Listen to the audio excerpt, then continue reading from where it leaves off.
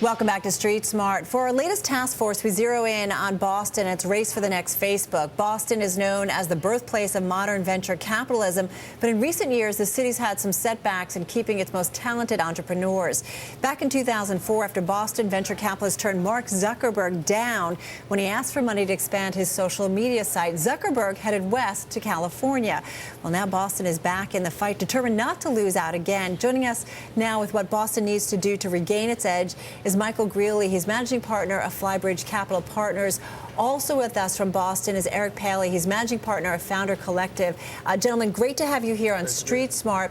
And first off, let's kind of set the agenda for everybody. And for that, I want to bring in Sheila Dharmarajan. And Sheila, let's start with how Boston stacks up when it comes to VC investing. Where are they?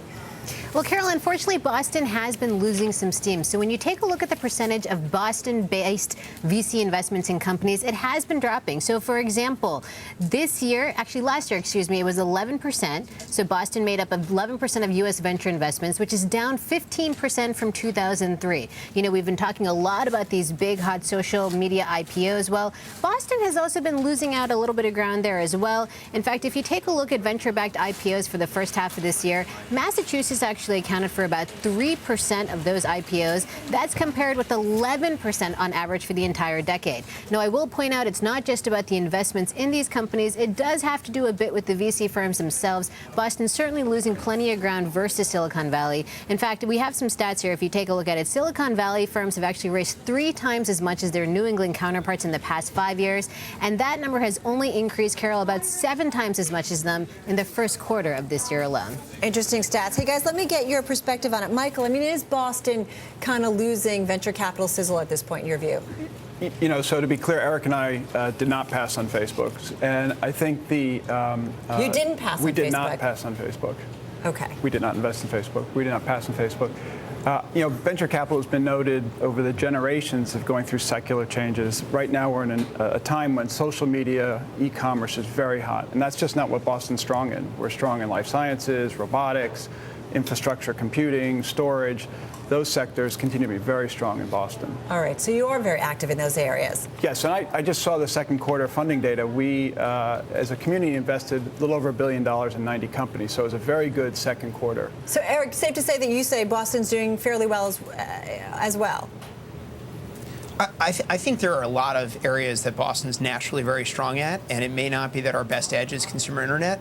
As a fund, we do a lot of consumer internet investing in California and New York, and some in Boston as well.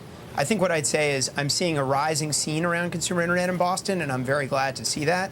We also have some very notable companies in the space that I actually wish we were doing more to celebrate, so people understood that we are doing well in those spaces. When you mention companies, Eric, that you think you wish people were celebrating more, like who? I think CSN Stores is an amazing company that actually just now is getting a little bit more attention than they have historically. I think Kayak is a fascinating, very exciting company. I mean, there have been a number of companies historically in Boston who have done well in consumer, but they just don't seem to get quite as much attention. I think there's a little bit of Massachusetts humility that doesn't allow these companies to get as much attention as they deserve. And let's not forget, Michael, I mean, we've got Madison Avenue here, yeah. We've got Wall Street. I mean, that really helps the venture capital investing environment, doesn't it? It certainly brings a lot of young talent into the marketplace. What we have in Boston is 60 universities and hospital systems. So what we try and do in Boston is solve really hard problems. And we tend to back entrepreneurs who are deeply focused on developing novel intellectual property to solve really intractable problems. I want to go back to Sheila. Sheila, let's get to number 2, and that is kind of the hot demand of IPOs. What are we seeing here? Well, Carol, we just got another example of it today. Take a look at Zillow. Now, this is the online real estate information company that's based in Seattle. They actually upped the range for their IPO, so they upped it from $12 to $14 a share up to $16 to $18 a share. Now, of course, that follows the big IPO that everyone loves to talk about, LinkedIn. You know, they had a very, very successful offering, very oversubscribed. Shares up nearly 150% since the company has gone public. So clearly lots of enthusiasm for that company. You know, folks also waiting on IPOs from companies like Groupon as well. But I want to put this all in perspective, Carol. If you take a look at the demand for these IPOs, In the second quarter of this year, companies have been registering for IPOs at the fastest pace since 2007. So IPO demand certainly part of this equation as well. Mike, I see you nodding away here. And it clearly helps our industry. It brings a lot of attention, a lot of interest, investor interest back into the sector. What about, though, when we talk about a bubble? I mean, is that something that we need to be worried about? So I think the biggest debate in my industry right now is, are we seeing a bubble phenomenon? Arguably, I think we're seeing a bubble around certain companies, but as a category, we think there's enormous growth ahead of these companies. Eric, what do you think when it comes to the IPO surge that we're seeing all of a sudden and the implications potentially that it's pointing to a bubble here? Well, I think it's great broadly for the industry. I think liquidity is crucial for people to want to make these types of investments and bet big on things that have risk. Obviously, we're seeing a lot of what the word going around right now is frothiness in the market, particularly around consumers, so maybe not as much what we're seeing in Boston. In terms of IPOs, Boston actually had a consumer IPO in the last year in Zipcar, which was quite interesting, and is a registration right now for another one in Carbonite. So it's not as if we're not actively playing on the consumer side for public offerings. Let's get back to our task force, talking Boston and its race for the next Facebook. Still with us is Michael Greeley. He's general partner of Flybridge Capital Partners. And out in Boston, we have Eric Paley. He's managing partner, of Founder Collective. And so what I want to do is kind of get your prescriptions for boosting Boston's role in the VC realm. And I don't know, I mean, Michael, do you feel like it needs help, something to kind of take a bigger share of the pie? What we do really well in Boston, what we do good in Boston, is we start companies. The knock on Boston has been historically we may sell them too early. Our portfolio has about 60 companies. Probably a third are right out of university. So there is this very strong, vibrant, young entrepreneurial class who are aspiring to do great things. And you guys really work, with the Media Labs out of MIT and so on? Harvard, the academic hospitals, MGH, Children's Hospital. And actually, let's walk through, because this is kind of your prescription here. So you say young entrepreneurs need to see role models. It's funny, we had Seth Prebash here of Scavenger, and he's an interesting role model. So, I mean, he's pretty young himself. He's, what, 22 or something. So that's one thing, though, that you think is important. Yep.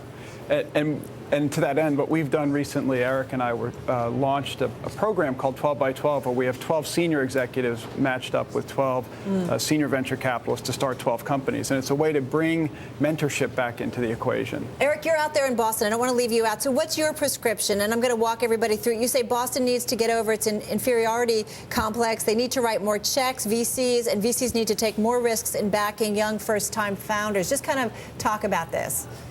Yeah, I mean, I think Boston's been more conservative. The Boston venture capital community has been more conservative on consumer broadly. But I think in particular, we went through a decade where Boston venture capitalists were very negative on the idea of backing very young founders.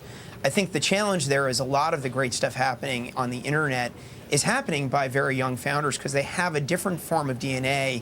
They grew up with the internet in a way that a lot of older, more sort of enterprise type entrepreneurs did not. And they have incredible insights on what actually works and doesn't work on the internet. So I think we've biased from a general space enterprise where maybe a more mature founder actually has an advantage, and we've extrapolated, the venture community historically has, last decade, extrapolated that against a completely different sector where that advantage really wasn't present. So it doesn't surprise me at all that Mark Zuckerberg wasn't funded in Boston. It also wouldn't have been surprising to me that if he was funded in Boston, Boston venture capitalists might have been reluctant to let him actually run the company, because I think that bias was very strong. I do think that's changing. I think Seth Prebash is a great example. Right. I think Matt Lausen at Gemvara. I mean, there are a number of young, sub-30-year-old entrepreneurs right now doing fascinating things in Boston with the full excitement and endorsement of venture capitalists. Guys, we got to run. Great perspective, though. Thank you so much. Eric Paley out there in Boston and Michael Greeley right here in studio. Great. Thank you so much. Great. Really Thanks, Carol. appreciate it.